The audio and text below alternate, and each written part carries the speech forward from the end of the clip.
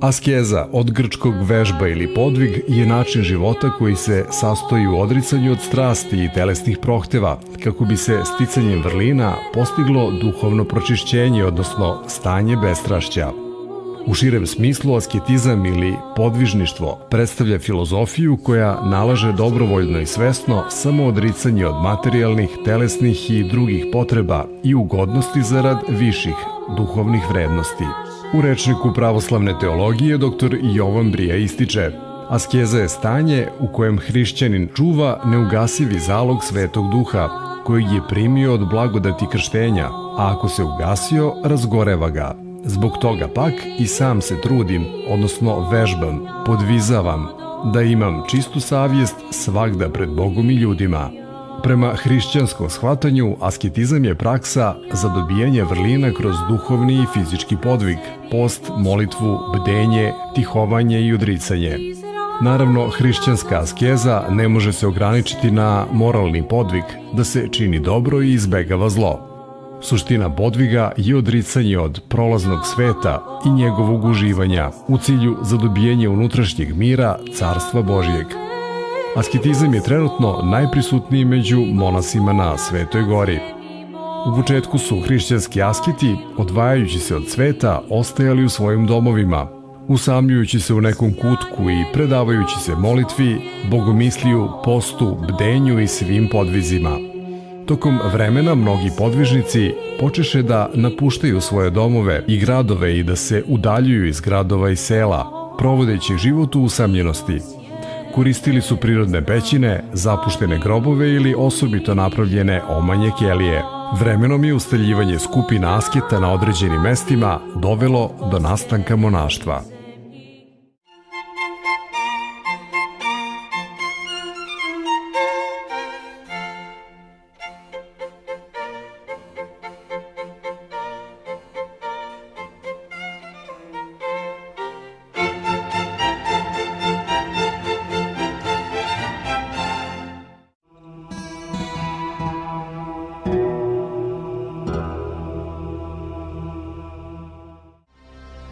On je čovek koji je uvek bio britkog jezika i borac protiv samovlašća. Posle majskog prevrata 1903. godine, direktno iz tamnice gde je trebalo da robija 20 godina, seo je u fotelju ministra unutrašnjih poslova.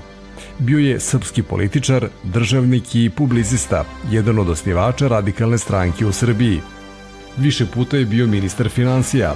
Posle Prvog svetskog rata obrazovao je prvu vladu Kraljevine Srba, Hrvata i Slovenaca i bio je njen premijer. Napisao je odgovor na austro-ugarski ultimatum Srbiji 1914. godine. Stojan Protić napisao je i sledeća dela: o Makedoniji i Makedoncima, albanski problem i Srbija i Austro-Ugarska, Srbi i Bugari u Balkanskom ratu, tajna konvencija između Srbije i Austro-Ugarske. Stojan je izdavao i uređivao časopis Delo i list Odjek. Mnoge tekstove objavio je pod pseudonimom Balkanikus. Azbučnik identiteta i u ovom slučaju kao pripovedača o ovom velikom državniku ima najboljeg mogućeg sagovornika, koji najbolje poznaje lik i delo Stojana Protića. To je njegov praunuk, diplomata, profesor i doktor istorijskih nauka Milan S.T. Protić. I pre nego što čujemo Milana, evo jednog malog kurioziteta. I pradeda i unuk jedno kratko vreme bili su gradonačelnici Beograda. Stojan 1893. godine kao privremeni upravnik glavnog grada, a Milan nakratko 2003. godine do svog odlaska na mesto ambasadora u Sjedinjenim Američkim Državama. Stojan Protić je rođen u Kruševcu 1857. godine, gde je završio nižu gimnaziju, višu gimnaziju u Kragujevcu i veliku školu srpski jezik i istoriju diplomirao je u Beogradu. Bio je moj pradeda. Prvi posao koji je dobio kao suplent gimnaziju u Svilajncu napustio je jer je izbačen iz službe zbog političkog delovanja, došao je u Beograd, pristupio Narodnoj radikalnoj stranci koje je te godine 1881. osnovao Nikola Pašić i ubrzo postao urednik njenog lista Samouprava. Do 1903. godine nekoliko puta je bio u zatvoru zbog svojih političkih pogleda, pisanja i delovanja, a 1899. je osuđen na 20 godina teške robije u Ivanjdanskom atentatu na kralja Milana.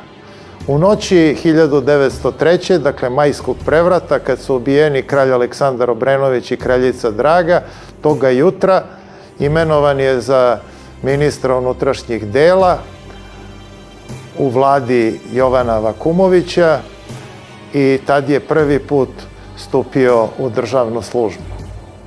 Do 1918. bio je vrlo često ministar unutrašnjih poslova ili dela, kako se onda govorilo. Bio je u dva maha i ministar finansija, zastupnik ministra vojnog i zastupnik predsjednika vlade, da bi 1918. godine, posle stvaranja Kraljevine Srba, Hrvata i Slovenaca 1. decembra 1918. bio i prvi premijer novostvorene južnoslovenske države. Umro je u Beogradu 1923. posle tragičnog razlaza sa Nikolom Pašićem i svojom radikalnom strankom, razočaran i prilično siromašan, što je bio celog svog života, i malu kuću koju imao morao je da proda da isplati dugove. Spada u red srpskih političara i novinara koji su bili oštrog jezika i oštrog pera. Zastupao je ideje britanskog parlamentarizma i demokratije, borac protiv svake vrste samodržavlja i samovlasti, bio je u sporu sa gotovo svim vladarima pod kojima je služio i pamti se njegova poslednja rečenica na samrtnom odru kad je došao kralj Aleksandar Karađorđević da ga vidi i pitao ga da li ima nešto da mu poruči pred odlazak na onaj svet, a Stojan mu je rekao samo ovo: vaše veličanstvo, nemojte nikada zaboravite da tu gde se nalazite niste stigli sopstvenom zaslugom.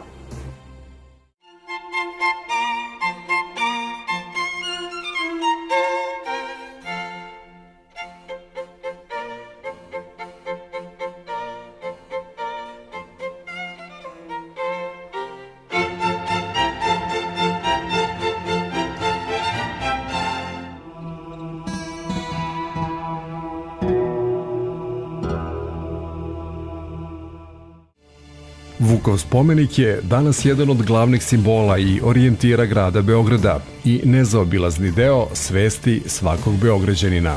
Po njemu se i ceo kvart naziva. Oko mesta gde će biti postavljeno ovo vrhunsko delo vajara Đorđe Jovanovića vođen je pravi mali višegodišnji rat. Po zamisli Srpske književne zadruge, podizanje Vukovog spomenika trebalo je da poprimi opštenarodni karakter i da spomenik uistinu bude i narodno delo. U tom cilju ona je u sve krajeve Ujedinjene domovine uputila poziv i zatražila od škola da svaki đak da svoj dinar. Akcija prikupljanja priloga trajala je 10 godina, od juna 1930. godine. Prvi srpski akademski vajar Đorđe Jovanović imao je 71 godinu kada je započeo rad na spomeniku, a iza sebe je imao brojna vajarska ostvarenja.